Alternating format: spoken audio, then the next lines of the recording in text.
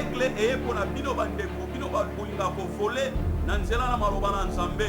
Alors chaque mercredi de 18h à 19h vous allez connecter na Olive TV channel 597 et mokolo wana mercredi zamba ko papola bomo inayo par des forts enseignements, de fortes révélations et donc on a passé ces mamans pinga les coqs oiseaux la msabatuna pongi. Merci.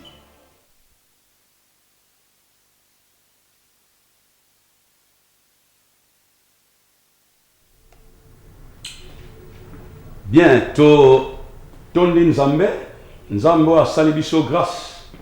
Les lotos se retrouver les sous liboso ya écran na kati ya bandako na bino.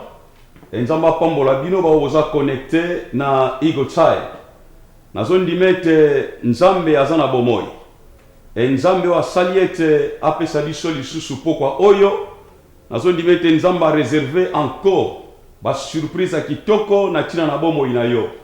Soki moye zali obengi bandeko oyo yebi bomesana kolanda na bango Igotsaï peut-être baza distrait oyebisa bango que non voilà tango déjà essaie ekoki Nzambe apambola mingi koleka lelo avant to banda ko te ya maloba na Nzambe nazolobe te tozotonda Nzambe vraiment tozopesa ye merci pona osala biso grâce ya kokota na bandako na bino pour quand même to partager muke ya connaissance oyo Nzamba tchekati na biso et Nzamba pambola basali na Nzambe oyo bazosa musala munene na kati ya chaîne oyo partout na mokili mobimba mabota ezo pambwama et Nzamba pambola aussi l'homme de Dieu le pasteur Nkosi oyo azali manager ya chaîne oyo grâce na ye nde tokoti na bandako na bino pona ko partager maloba na Nzambe. Topesi Nzambe merci. Nazana annonce moko ya kopesa biso avant to banda kolekana koyekola to koyoka maloba na Nzambe ya pokwa na lelo. Moto nyonso nalobi bien partout na UK moto nyonso oyo aza kosala moving ana posa ya van. Do van oyo ememaka biloko. Olingo longwa province ya Londres, olingo longwa Londres kende shika songolo zwinda kwa shika, olingo memisa biloko. Toza na bien aimé moko oyo azana van et puis van waneza ya prix ya famille. Ayebisinga di pasteur nazana mingi te ya ko contribuer, mais to bondela kona musala soki musala ekamboli malamu, toza wana tocha loboko na kati na musala oyo Nzamba pesi biso na espace Nzamba pesi biso. Alors na lina pesa yo numéro na ye ko hésiter na yo te. Soko za na problème ya ko mouver biloko, zwa numéro oyo benga ye, azana permis na ye full. Soko moni ke ye amemelo biloko. Soko moni ke yo ko mema biloko, yo ko drive camion na ndenge na yo, doko ko solola et aza vraiment mwana na Nzambe converti né de nouveau et en plus aza mosali na Nzambe. Na opesa kombote mais na opesa numéro na ye ya fort. Contactez ye sokoza na problème ya van.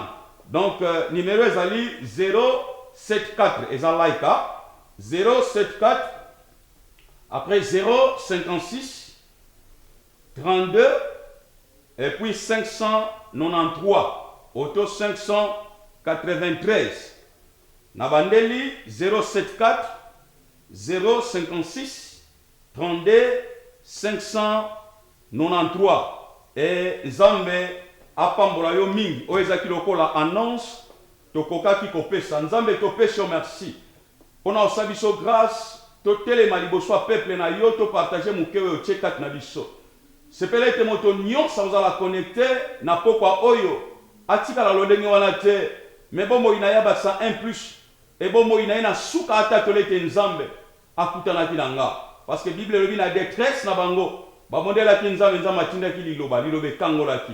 Na pesho merci parce que oza awa. Na pesho merci pour na grâce na yo oyo ezo visiter moko na kati na ndako na ye. To tatole na kombo na Kristo yo nkolo pe mo bikisi na biso nde to bondeli yo. Amen.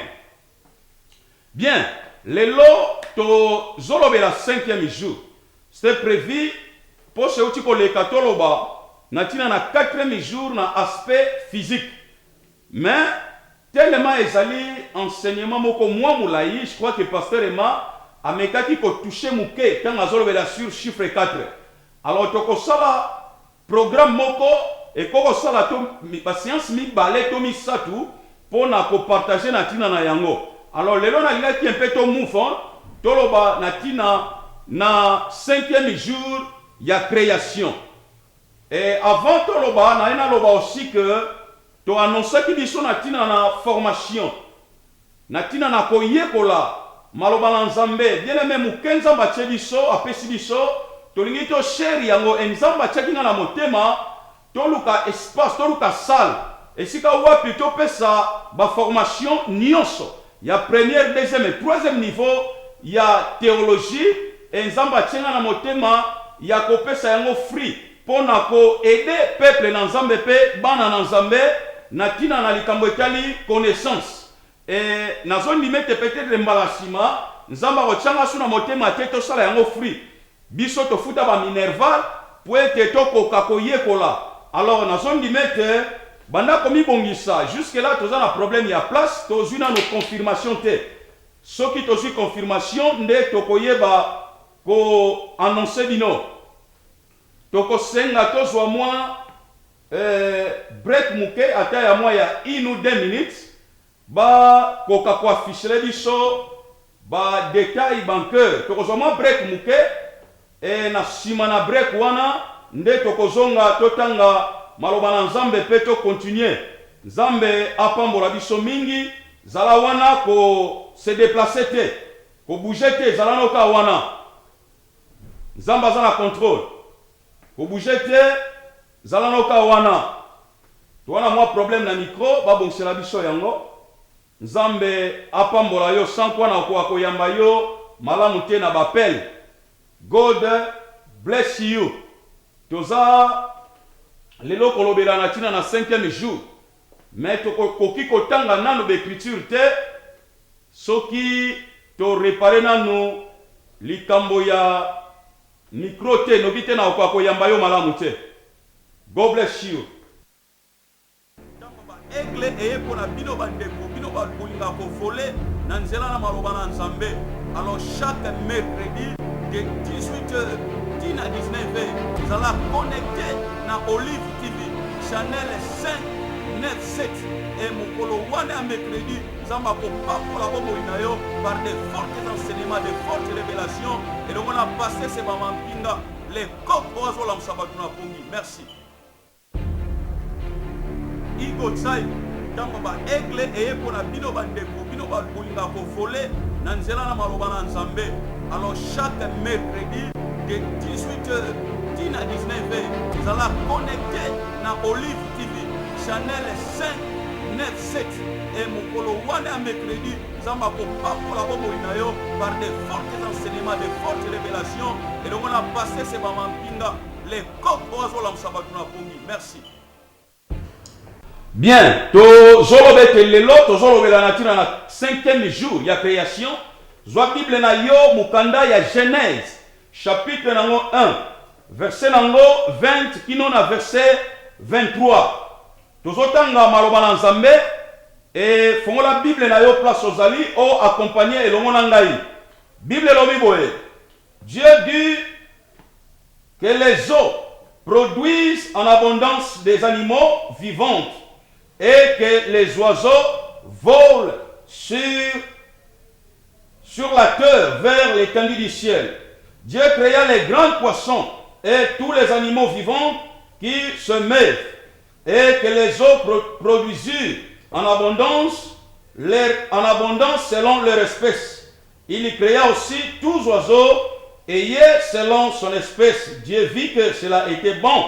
Dieu les bénit en disant: soyez féconds, multipliez et remplissez les eaux des mers, et que les oiseaux multiplient sur la terre. Ainsi, il y eut un soir et il y eut un matin, ce fut le 5e jour.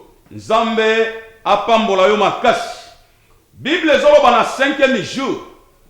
Kanga Bible na yo fongola kaye na biki na yo obanda ozwa note. Bible lobi na 5e jour. Na 5e jour et au sala que na 5e jour Nzambe a créé auto akeli ba grand poisson a créé akeli ba ndeke. Bible lobi que esengelaki ba ndeke na ba poisson ba se multiplier. Mais esengelaki ba ndeke ba se multiplier kaka te ba koka aussi ko voler na espace. Bien-aimé, na kolobela mingi na tina na espace te parce que pasteur Emma autaki koloba yango. Alobaki moi muke na tina na espace. Alors ngana liko vande la mingi wana te. Dans l'espace to solola ki on a deuxième jour ya création, l'espace elingi koloba Christ Jésus parce que l'espace oyo to bengi l'étendue, o to bengi ciel. Yango est séparé likolo nase. Dans l'espace oyo c'est Christ. Oyo akaboli peuple mibale, les eaux d'en haut et les eaux d'en bas. Et ça passe inexpliqué yango parce que toko lukato zonga mingi sima.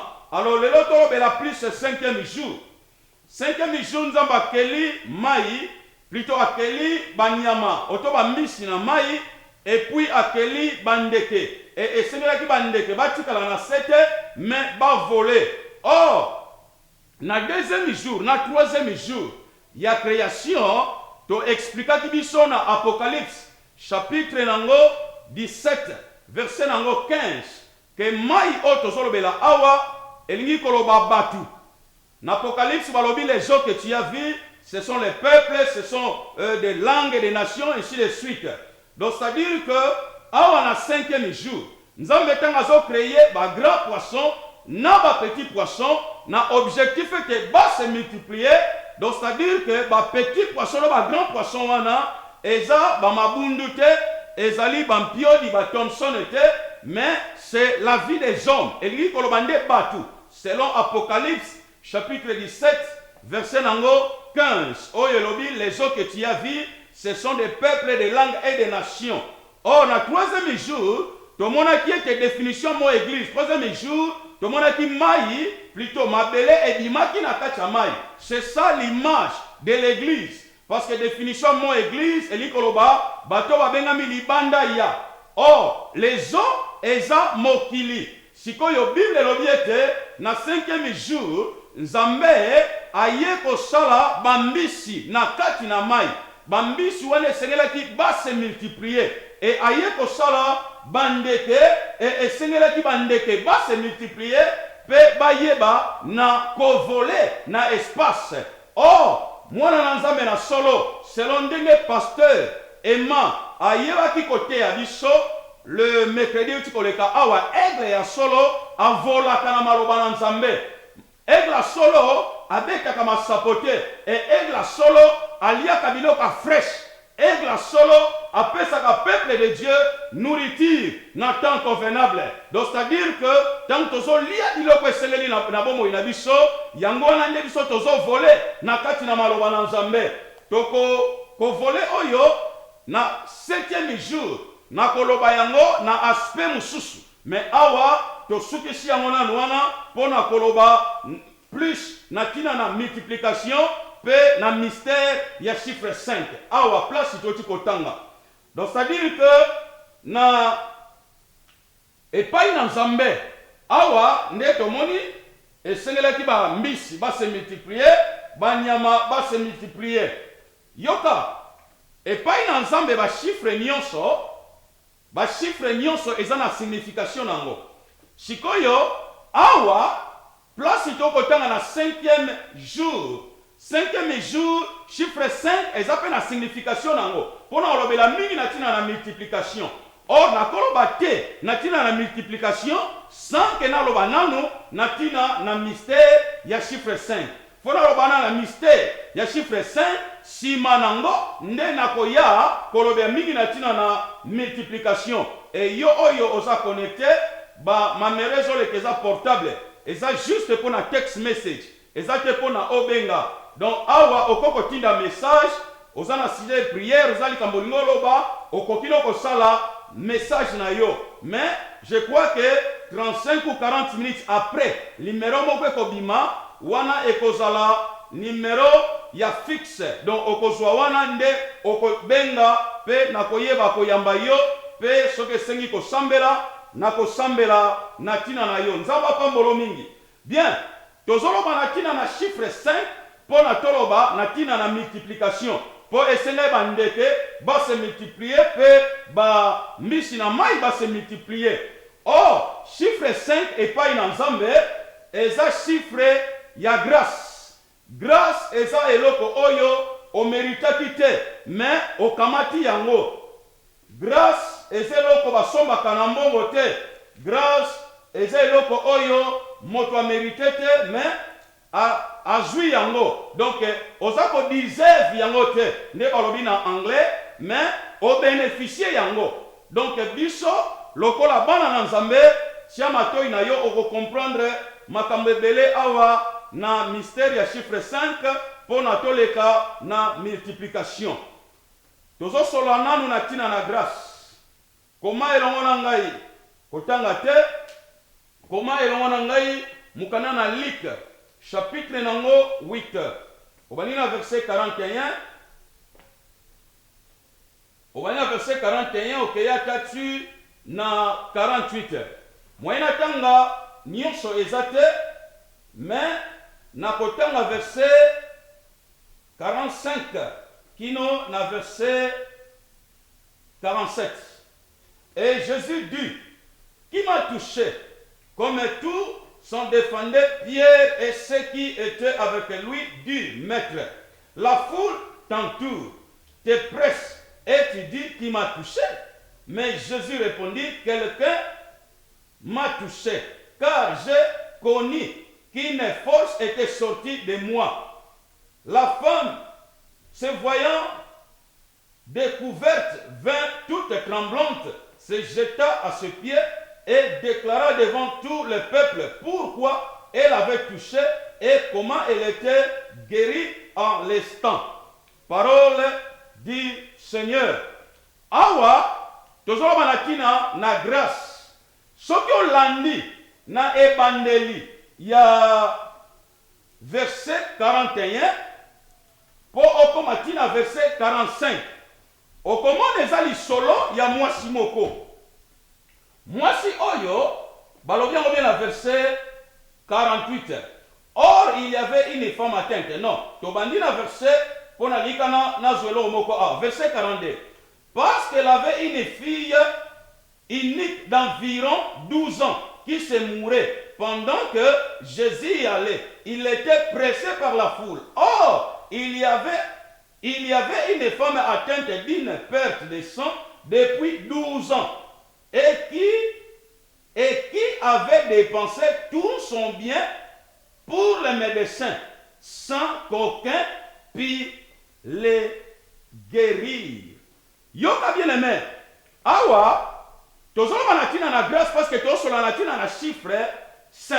Chiffre 5 eli koloba grâce. Awa, eza na mwasi moko. Bible elobi, mwasi oyo atangaki makila pendant 12 ans. Toyokaka masolo oyo mingi. Ayaki asimbaki Yesu te. Nalobi bien asimbaki Yesu te, mais asimbaki elamba na Yesu. Tanga asimbaki elamba na Yesu, mwasi oyo abiki samaki. Yesu azoloba mutu moko atushe nga, yoka bayekoli balobi bato bazebele bazo entouré yo. Comment oloba ke mutu moko atushe yo? Oh, soko zongi na 42 kino na 43 esika na tangi Bible elobi boye. Eza na mwana moko. Mwana wana tata na ye azalaki moto misala malamu. Tata na ye azalaki vrai israélite. Oyo asala misala minene na kati ya Israël. Oyo ba souvenir etikala. Kombo na ye Jairus. Bien aimé, azalaki na mwana na ye, mwana wana azalaki na âge ya 12 ans. Na tangi yango na verset 42. Azalaki na âge ya 12 ans. Et mwana oyo azalaki sérieusement malade, mwana oyo alingaki akufa. Mwana oyo telema tata na ye azalaki na misala malamu, yoka batindi batu bakende kobenga Yesu. Yesu aya aya kobikisa mwana oyo azalaki na âge ya 12 ans. Et Yesu moya refusé ezalaki te à cause de la réputation, à cause de la misala ya tata ya mwana oyo. Et tango Yesu azako ya inde po aya kobikisa mwana oyo azaki na âge ya 12 ans, diku ezana mwasi moko atanga makila pendant 12 ans. Oh là là, Bible lobi a dépensé mbongo na ye epai ya ba médecin. Mende mutu moko abikisaki ye azalaki te. Mwasi otango azako ya asimbi elamba na Yesu. Bible lobi diku makila na ye ekatani e mwasi oyo azwaki lobiko. Bien aimé, yokane bisayo. Tango Yesu azoya inde aya kobikisa mwana oyo ya 12 ans. Et sali que mwasi moko atanga makila pendant 12 ans aye asimbi. Mwasi oyo tanga simbi. Yesu alobi ezana mwasi moko asimbi nga. Oh, mais pourquoi olobake mwasi moko c'est plutôt mutu moko asimbi yo. Ba ye koli balobi. Pourquoi olobake mutu moko asimbi yo parce que batu baze belé oyo baza kolanda yo bazo presser yo. Mais yo solobake mutu moko asimbi nga. Comment expliquer? Ba ye koli ba mona ka peut-être les exagérations. Ya Yesu peut-être n'éviter mutu na mutu akwe kolobango to kozongo na ndenge na ye. Mais Yesu alobi ke moto moko asimbinga. Mwasi oyo aye inde ti liboso na Yesu afukami. Abandolo baliboso batu nyonso ke Yesu ezanga mutu na simbi yo. Nazalaki kobela, nazalaki kosala hémorragie. Hémorragie na ngesali 12 ans. Donc de nabo na nio kwami na futi mbongo epa ya baminganga. Mais mutu abikisanga azalaki te. Yangwana na ye tangu na simbi yo na mbala moko na biki na ye na yako tatola liboso na bato nyonso. Bien aimé, yo ke loke ezo simba motema nanga. Eza bilo mibale. Eloka liboso. Non, eza bilo misato. Eloka liboso. Pourquoi bato nyonso basimbaki na bango Yesu, mais Yesu alobaki eloko te. Tango mwasi oyo asimbi kaka nde Yesu alobi ke mutu moko atouche nga. Wana ezeloka liboso. Eloka mibale parce que toloba na tina na grâce na chiffre 5. Eloko ya mibale mwasi oyo a dépensaki mbongo na ye epa ya ba médecin ebele. Mais abikaki te. Ya misatu Bible elobi boye mwana oyo Yesu alaki kokeko bikisa azaki na âge ya 12 ans et puis mwasi oyo pe abelaki pendant 12 ans. Bilo misato esimbi motema nanga. Yo kana expliquer yo. Bible lobi boy. Mwasi oyo tango aye asimbi Yesu a déclaré. Tandis que batu ebele basimbaki na bango Yesu. Tika to kende na yo na ba écriture po tozolobela na tina na grâce. Lévitique chapitre nango 15. Comment? Awa tozoloba pourquoi tango Yesu, plutôt tango mwasi oyo asimbi Yesu, mbala moko Yesu alobi ke moto moko asimbinga. Lévitique chapitre nango 15 verset 25 tina verset nango 27. Comment yango na lingina tanga? Bible lobi boye na verset 25 na 27. La femme qui aura un flux de sang pendant plusieurs jours de ces époques régulières ou dont le flux durera plus qu'à l'ordinaire, sera impie. La bande yangodien sera impie tout le temps de son flou comme au temps de son indisposition mensuelle. Tout lit sur lequel elle couchera pendant la durée de ce flou sera comme le lit de flou mensuel. Et tout objet sur lequel elle s'assiera sera impie, comme lors de son flou mensuel. Verset 27. Quiconque les touchera sera souillé. Quiconque les touchera sera souillé. Il les lavera ses vêtements, se lavera dans l'eau et sera impie jusqu'au soir. Yokanga bien, nazoloba pourquoi Yesu alobaki ke mutu asimbinga. Kobosa na te toloba na tina na chiffre 5 oyo ezako représenter la grâce. Yoka na kati ya Israël, omoni Bible oyo, Bible na batei to yoka na bana na nzambe. Bible oyo ekomami na trois langages. Tozana langage de Dieu na kati ya Bible. Oyo Bible. Tozana langage de Dieu, tozana langage des hommes. Pe tozana coutume ya Israël. Awa na kati ya Bible oyo. Or, na coutume ya Israël, basalaka doctrine te. Na langage des hommes, basalaka doctrine te. Doctrine evandaka nde na langage ya Nzambe. Or, esika toti kotanga, na coutume ya Israël, na coutume ya ba juif, ya ba yuda, tango mwasi aza na ba periode na ye ya kotanga makila. Mwasi wana, soki periode na ye eumeli, akomi impie. C'est-à-dire que, akosimba mutute, meto nyonso akovande kozala impie. Yoka, eloko nyonso oya ko simba, komela to eloko akotouche eloko te. Donc c'est-à-dire que selon coutume na bango akomi impie. Et moto poussa na pembeni na yete. Donc raison pour laquelle moi je yatangaki makila pendant 12 ans, azalaki na droit asimba Yesu te. Selon coutume ya bayuda, azalaki na droit te. Moi je yayebaki yango bien et Yesu pas yebaki yango bien. Mais tellement tozolobela sur la grâce. Yoka, moi si oyo ye asimbi Yesu, non, asimbi elamba na Yesu directement, c'est-à-dire que Yeo yazalaki souillé. Moi azalaki na état ya impureté na ye elongwe parce que Yesu ayaki azwa impureté na biso. Nzamba kombolo koleka yaya. Yokanga bien. Oyebi. Ezana batebele ba kondana bango. Parce que moi si oyo kutimi mute kondana kiye. Moi si oyo ba condamné ke akoye ko toucher mutu te, akoye ko vivre na batu te, akoye ko vanda na eloko moko songolo te. Ezana batebele dileme, même ba docteur ba kondana bango. Que yo pona yo, cancer na yo esili, que yo pona yo, situation na yo c'est fini, que yo pona yo, likambo c'est fini. Non. Ça c'est le temps de la grâce. Ça est temps. Ya ko sakanate mais c'est le temps de la grâce. Même si on longola bazemi, mais ça c'est le temps de la grâce. Nous avons la posta yo poussana. Et pourquoi? La nanga bien. Pourquoi? Yesu a dit que moi je y touché, c'est-à-dire que moi si oya zaki ne état ya impureté, azaki na droite asimba Yesu. Bible lobi atama sumuno ekomi ndenge nini, mais ce qui yo comprendre, oye pai na ye, ça c'est le temps de la grâce. Ça c'est le temps de la grâce. Et Bible lobi boye. Moi si oyo yokanga bien. Atangaki makila pendant 12 ans. Mais ndeko toyo Yesu azokende kobikisa mwana moko ya âge à 12 ans. Au moins ya âge à 12 ans.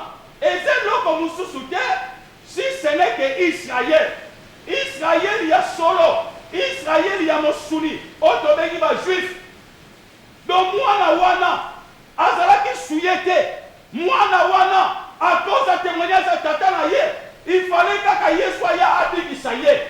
Mais du coup Yesu akutani na mwasi moko oya tangaki makila. Mwasi wana zaki impie. Mwasi wana zaki na âge ababelaki pendant 12 ans. Mais mwana wana zaki na âge il y a 12 ans. Oh mwana zaki na âge à 12 ans. Eza Israël a musuni. Pour yo comprendre ngo, oya comprendre que source origine ya libota na Israël. Nanzela na Abraham, Isaac, Jacob et tout ça. Oh, Nzambe aponaki les 12 tribus. Les 12 tribus ya Israël. Bango wana nde baza Israël ya mosuni. Mais yoka, Nzamba yaki pona Israël ya mosuni. Mais Israël ya mosuni a comprenaki tango ya visitation na yete. Yango na sengaki Yesu abalusa misu na ye. Tellement yaza omniscient, aza omniprésent, abalusa misu na ye ba nation. Elingi koloba mwasi oyo. Mwasi oyo atangaki makila pendant 12 ans. Azalaki impie, aza image ya yonanga. O toza l'église des nations.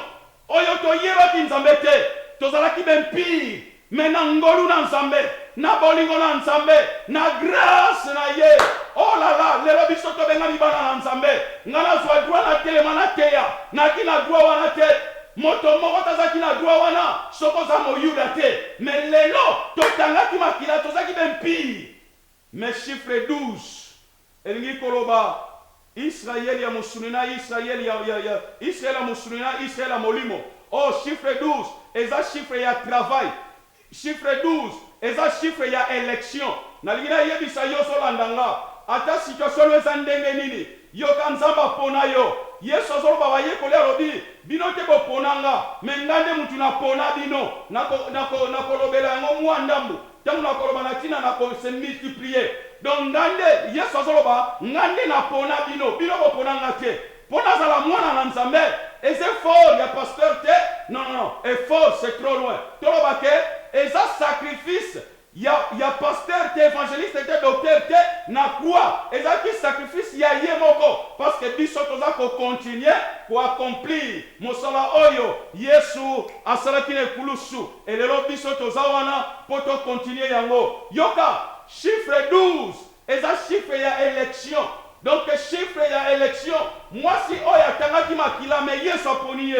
Yesu asepela ka sala ye bolamu. Ezaki na muta ko discuter te. Soki nzamba fongoli pona yo, muta okangaza te. Et dede na lina bisoboye. Bible lobiete. Yesu po apona ba ye kolina ye, fallait ka pona 12 disciples. Ça c'est l'église ya ba nation. Les églises oyo to yebaki nzambe te. Tozaki na droit lobi côté, c'est l'image ya mwasi oyo. Oh, moi si oyo, Bible lobi, anyoko maki mingi, na maboko ba médecin ebele, a dépensé ki nyon sazala ki nango, mais moi si oazwa ki lobi kote. Oh, yokale bisayo. Bible lobi te ke moi si asimba ki Yesu. Asimba ki elamba na Yesu. Apocalypse 3:20, Bible lobi, naza na porte nazo beta. Soki ofongoli porte na kokota, na kati ya ndaku na yo. Nakolia na yo na komela no na kozala na yo. Oh, alobi ke na kozala libanda ya ndaku na yo. Alobi na kokota na kati ya ndaku na yo. Oh, ndako solo eza bombo ya mwana na nzambe. Ndako solo eza bombo ya mosali na nzambe. Siko Bible lobi mwasi oya yake simbi elamba na Yesu, sima na ko dépenser bambongo ebele, ba bien na yebele et pas ya ba médecin. Oh, lelo les hommes de Dieu bana na nzambe toyoka malamu. Lelo apostasie ekoti na kati na église. L'apostasie c'est l'abandon de la foi. L'apostasie est la déviation doctrinale. L'apostasie ekoti na kati na église. L'apostasie est la lelo na kati église ya Christ. Oh, apostasie ba nyonso babenga mibana basali na nzambe oyo bakwei lelo na kati ya mouvement ya apostasie bakomi beaucoup plus ba matérialiste, bakomi ba image ya ba médecin oyo totangi na Luc chapitre 8 basisaki ba bien ya mama wana me bapesaki elobi kote. Yoka biso batu na nzambe, l'objectif na biso na liboso eza bana na nzambe baye bakobikisa mabamo na nzambe. Ça oza objectif ya liboso. Nzambo ya bengi biso, nzambe wana aza capable à pourvoir na ba besoin na ba forme nyonso. Nzambe aza capable à toucher même bato tozo kamba, même bato ya libanda baya ba assister biso na ba bien na ba makambo ebele. Nazala ka compte pona batu na nzambo baloyo ko loba mbongo eza mabe. Non, Bible lobi liloba na nzambe kotambola te soki mbongo eza te. Po mwana na nzambe azala beni, aza na droit à offrir, aza na droit à semer, aza na droit à pesa. Mende lelo kopesa mususu komi na ndenga mabe. Na pesa exemple, mutazana azobela, azana posa délivrance. Au moins on va dire que non, naka oyo, il faut opesa par exemple 200 livres. Ça est diabolique. Ça est apostasie. Et ça m'a mounan zambete. Bible robi bozwa ki ofele, bon pesa pe ofele. Or moi si oyo basilisa babie na ye melobiko eyakite. Basilisa babie na ye nyonso melobiko eyakite. Oh yokanga bien. Mwana na nzambe batu na nzambe. Oyo eza ego tsai. Eza tango ba aigle fo ba voler l'espace. Oyo eza voix ya lecoq. Oyo azolela poete batu bala mukala pongi. Eza nesika moto kokende. Oluka lobiko basenga yo mbongo komoni kondima te ke wana eza nzambe te. Mais nazoloba oza na droit o contribuer po ete mosala na nzambe ekende liboso. Que Dieu te bénisse.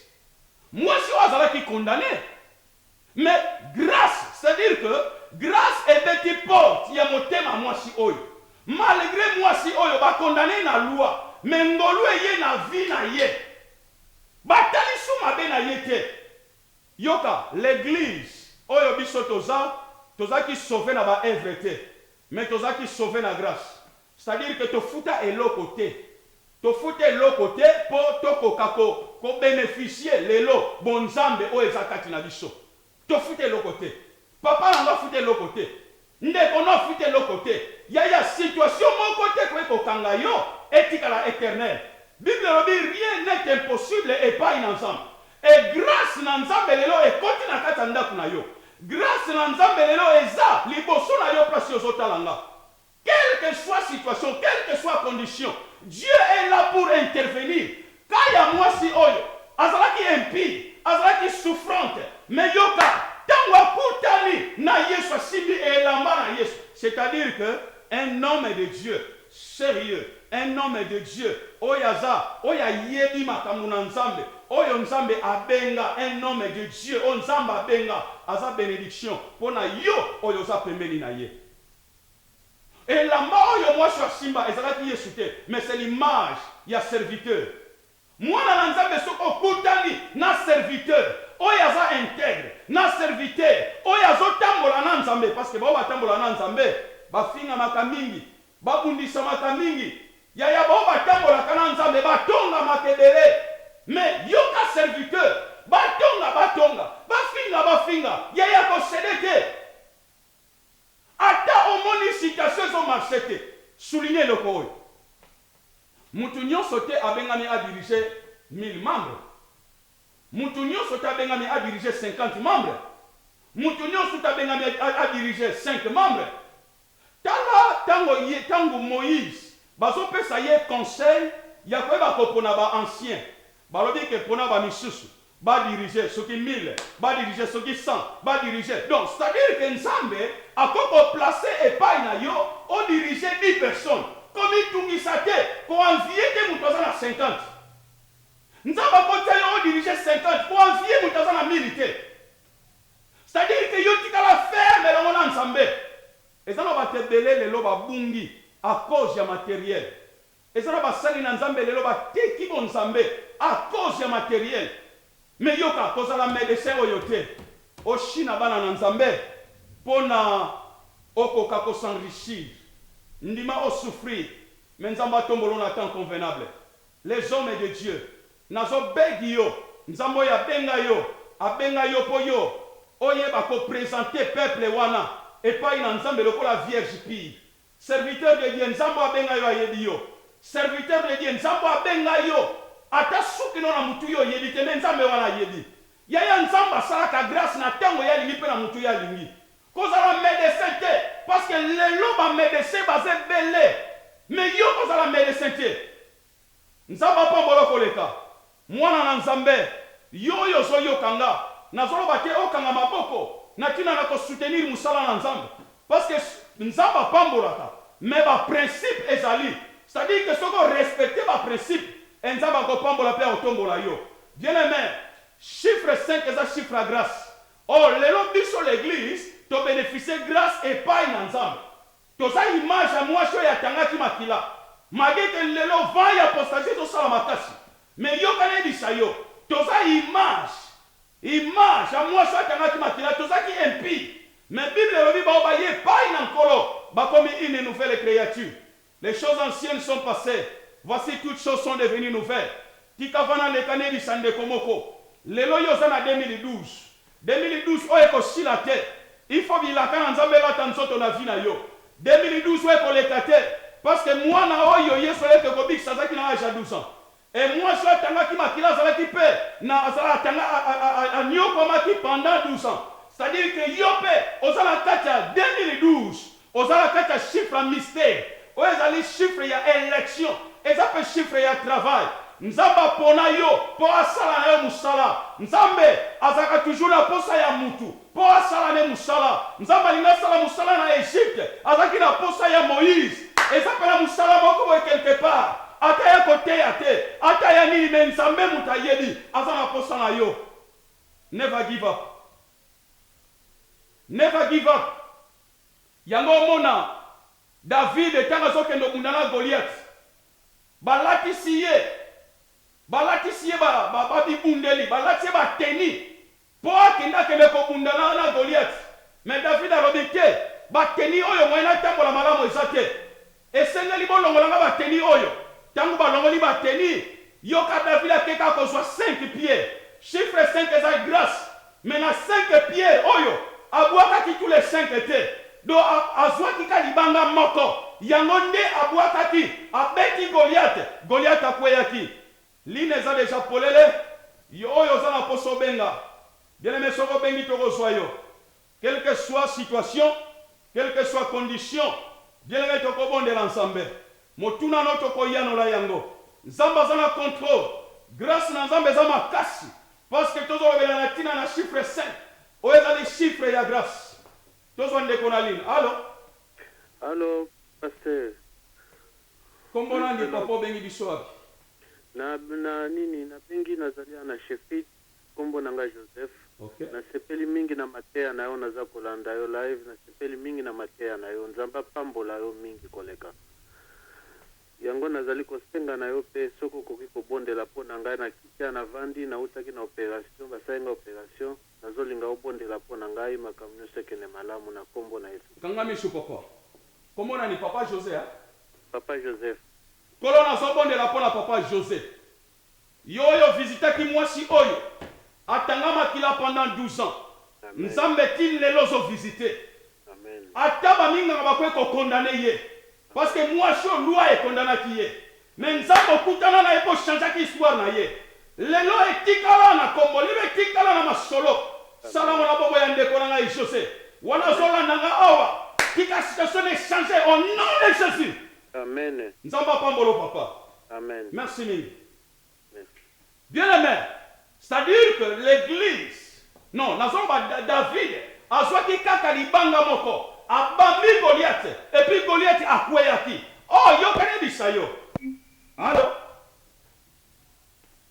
Allô? Bien, tobungi siye. Libanga moko oyo David a zwaki. A bambaki Goliath a restaki te Goliath a kweyaki. Yo kane bisayo, libanga la c'est l'image à Christ. Oh yoka, chiffre 5 continent na kuna yo. Oh eza grâce. Mutu asali biso grâce eza Christ et Jésus.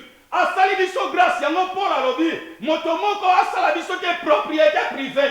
Ah bien aimé, toza tosomba maki na motuya monene na makila na Yesu. Nzambe moko alataki nzoto. Ndeko na biso moloto nzamba pambola ye. Azolo ba nzambe monene alati poswa bo moto. Nzambe wana kiti na sepo akangola biso. Yoka, nzambe wana atika nkembo na ye akiti na se. Po aya akangola yo asale biso grâce. Enanze na se na ngolu wana yaya. Eza ne loko moko te ko stopper yo. Parce que grâce déjà, ese e sopana na vie na yo. Kino lelo, yo pe oyo zo mona kozana musika. Allô? Allô? Yes, papa, when you shop ikombona. Allô? Oui, kombo Joseph. Ok, papa Joseph, on vient à partir à Waki. Oui, on a bien parti à Londres. Ah, papa, nous avons salé le papa.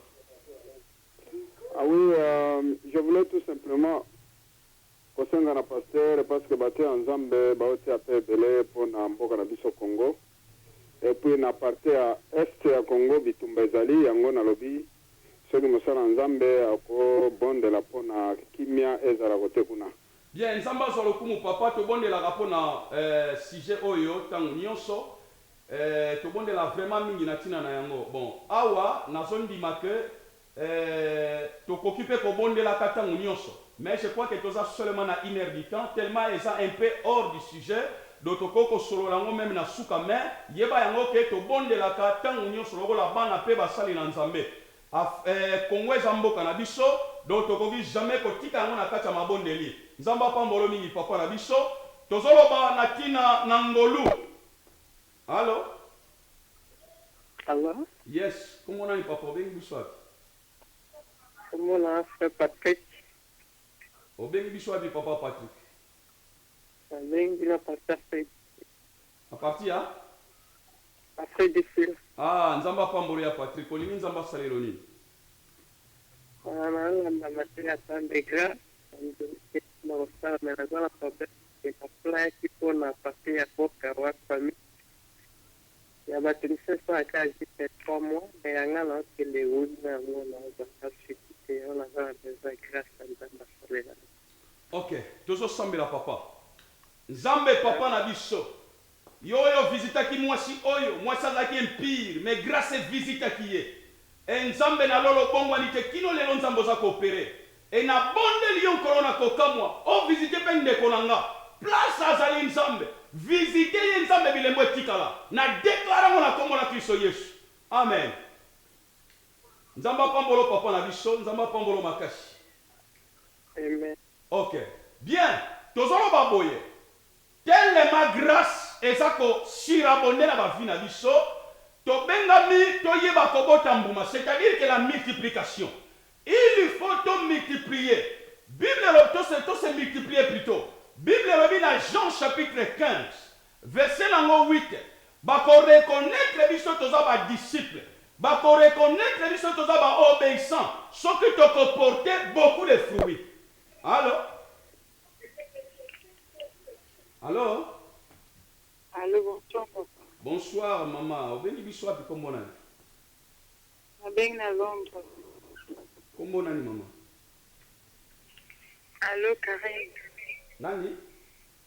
Karen. Karento. Nzamba salelo nini ya Karento? Nalingi zambe afungula baporte mpona mama ngai na meka kobengisa mama nga depuis ça fait 4 ans ngolo mais na ambassade aza toujours barege même mikate eza bien problème te yaya omoni numéro eza na se yoka ya Karento omoni numéro eza na se esuki na 868 oui eza numéro a laika note yango comme ça benganga ya après émission tokoyeba kosolola pe toyeba kobondela nzambe na tina na station oyo kobosana te ok nzamba pambolo oleka amen bien tozoloba boye ngolu ezali grâce ezali parce que chiffre 5 eza mais tobengami to se multiplier parce que na 5e jour esengelaki bandeke bambisi na mai base multiplier bien aimé yokane bisayo yo oyo nzambe asala grâce lelo obengama mwana na nzambe nzambe abenga yo te mpo yo ovanda na ndako oza lokola image ya nzoto eza moko eza na bamembre ebele membre nyonso na kati ya nzoto eza na mosala membre nyonso na kati ya nzoto eza utile moto aza inutile aza te bakotuna loboko baloba kombo nango loboko bakotuna lokolo kombo nango lokolo bakotuna zolo kombo nango zolo me membre nyonso na kati ya nzoto membre nyonso esalaka mosala c'est-à-dire que yo lokola mwana na nzambe nzambe azozela yo osala mosala quelconque yango liboso na ye aza na livre ya vie aza mpe na livre ya souvenir yoka ntango yesu akozonga akofuta moko na moko selo misala na ye aza kosala nzambe azozela yo se multiplier bateya yo mpo yo lelo obengama mwana na nzambe me eza te mpo yo vanda eza mpo lobi yo koteya motu mosusu babondela mpo na yo po ete lelo yo bika bien aimé eza te mpo yo vanda eza mpo yo mpo bondela mpo na motu mosusu alo Allô? Allô? Yes, papa obengi biso api kombo nani? Nabenga parti à Londres. Kombo nani papa? Kombo frère Marcel. Ok, nzamba salelo ni ya Marcel. Nabengi pona ozoteya pona ta ya grâce. Bo grâce wana o nzamba azosala pona biso awa. Soko sambela pona nzambe pasala grâce pona peuple ezosouffrir na iste na minute oyo. Pasi au peuple wana ezomona. Nzamba salaka grâce n'importe où, n'importe quand. Bien, papa, tozana minute mukie. Tosala boy papa. Je crois que zana ndeko moko abengaki déjà tomeka ko expliquer likambu oyo. Ngolu na nzambe za partout. Ngolu na nzambe za partout, même na Israël, même partout batu bakufaka. Mais na son ndima que nzambo ya nzambe, grâce na eza nango partout. Nzamba pambolo ndeko, na tina na sushi wana biso ne tozana yango. Bien aimé, Nzambe azwa lokumu. Nzambe azozela biso to se multiplier.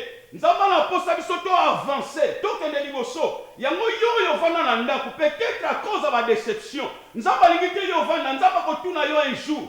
tellement parce que il faut se multiplier. Il faut ça quelque chose. Liboso na nzambe oyo nzamba ko futa yo na tina na yango. Wedesa na bato ebele ata azui situation wa ndenge ata azui problème wa ndenge nini. Nzambe tanga teli na livre souvenir ba souvenir eza tellement ebele et mutu ndenge wana nzambe foka ka asalela ebolamu. On a 5e jour. Allô, eza apôtre missionnaire Willy Mulumba, oui, à partir à Rochdale. En tout cas, na pamboli mingi na maloba obo Mateo botopesa. En tout cas, eza matea vraiment spirituel. Oyo biso nyonso tolingi po ezala na bato nyonso baye pa liloba oyo eza spirituel en tout cas. Alors, boki pe ko sambela pona biso po bato nyonso awa baye ba liloba wana. Nzambe azwa lokumu mingi papa tika ngolu na nzambe oyo evisitaki mwasi oyo evisite mabota nyonso bana bosenga ya ngolu nazondima te ngolu eza permanent mutu na nzambe nzamba pambola yo nzamba pambola libota no pa pambola ministère amema o moshika na kombo na Kristo Yesu. Amen papa. Amen. Nzambe azwa lokumu mingi bien aimé tokomi kopusa na presque na suka. Donc chiffre 5 eza chiffre ya grâce. Chiffre 5 eza chiffre ya grâce parce que na 5e jour esengelaki bambisi na mai ba se multiplier et puis bandeke ba se multiplier ba voler. Bien aimé nzambe oyo asali biso ngolu lelo toyeba ye. Bien aimé tobengami awa tozala ba esclave te mais tozali sous esclave te parce que Bible le dit donc les fils vous affranchis vous serez réellement libre. Toza esclave ya satanate ni esclave ya batu ni esclave ya ba blocage ba sécheresse mambo ebele etika grâce na nzambe kota na bandako ya moto nyonso oyo azaki connecté oyo nyonso ekangama te fungama na vie na yo parce que eza tango ya grâce. Bien aimé ba détail bancaire eza wana yo oyo oza na posa o soutenir émission oyo o soutenir programme espace oyo soki ya solo eza kopambola yo note ba détail bancaire wana et otie quelque chose kozanga te obenga biso benga biso yebisa biso ke otiaki autant biso tokozwa tango tobondela na tina na yo parce que oza komérite vraiment lipamboli et yo olingi osala part ozala moko ya bapaternel ya kosutenaka émission oyo po émission oyo et continuer na 100 livres 50 livres 1000 livres auto combien na édité bandeko ebele babengaki pasteur okobandoleka ta 3-4 fois tout ça dépend de l'argent tango possibilité ezali tokoleka ta 5 jours ata combien de jours problème ezate mais TV eza tellement cher alors lisungi na bino nzamba komona yo nzamba kopambola yo pe ekosala ete mosala oyo e continue koévoluer totravaille na biso na complémentarité totravaille na compétition te c'est-à-dire que soki possibilité eza lisusu te tokozala obligé to continuer koteya esika toteyaka tokoleka su na TV te po pasteur nkosi aza mpe na babili fo afuta okoya te olobi minoko na sika ayebisi yo ke leka po ye mpe azozela afuta babile donc c'est-à-dire que tout ça dépend de l'argent alors nzambe so asimbi yo bien aimé salela nzambe na mosolo na yo e nzambe akopambolo mingi koleka kobosana te likambo ya van donc van ozwaki numéro soki ozwaki yango te na kobandela kopesa yo numéro wana eza 074 056 325 93 na suka oza na posa o move biloko na yo benga ndeko oyo bokosolola na ye pe akopambola bomoi no makasi koleka kombolanga pasteur Seba Mampinga oyo yo yebi malamu toza ko evre na un fil de temps esika naza kokamba musala kuna musala ezali vraiment jeune eza na posa ya soutien na yo obondela na tina na yango même présence participation na yo kobanda musala surtout na poto eza penza facilité alors participation na yo contribution na yo aide na yo mambo nyonso nzamba akotala yo mokolo moko olobake no musala oyo etelema boye frère intel to sœur intel akontribua ebele bakolekisa na biso adresse ya église soki ozwi yango et puis obengi na suka soki oza na difficulté obengi toza na juste na chest side soki okomi na job center ya un fil de temps otuni chez side eza wapi juste eza na bafe nzambe akopambola yo do sokomi na bafe wana chez side yango wana okoti aveni wana 2 minutes seulement église eza nango pembeni wana soko oza na confusion obengi numéro tokoyamba yo mpe toko-oriente yo vraiment nzambe apambola yo mpe nzambe apambola bandeko nyonso oyo bobengaka mpona kopesa baide koyeba kocontribue tant susu na baconseil na bapriere na bino e toza mpe na posa ya bapossibilité financière na bino nzambe vraiment apambola bino koleka tokomi awa na suka mercredi prochain tokozala lisusu awa mpona koloba na kina na 6e jour la fois passée kwa toloba 4e jour na aspect physique mais tellement eza mulai tokosalela yango programme nango ya yango moko donc mercredi prochain tokoloba na tina na 6e jour oretenir nini na 5e jour kobosana yango te nzambe apambolo tokosambela. Seigneur merci mpona ngolu na yo oyo esopanaki na bomoi na biso. Seigneur merci mpona ngolu no ekotaki na bandako na biso moto nyonso azalaki connecte nzambe tika bomoi na ye etikala le meme te oyo nyonso ekangama te efungwama ezalaki impossible ekoma possible nazodeklare yango na kombo na Yesu ministère moko na moko alandi na nzambe etikala le meme te dans le nom de Jésus yo nde nkolo mpe mobikisi na biso nde tobondeli amen. Nzambe apambola bino naza nanu 10 ou 15 minutes soko ozwaki nga te benga na fixe na koyamba yo mpe okobenga meme na portable na ozwa tanga oyamba yo merci.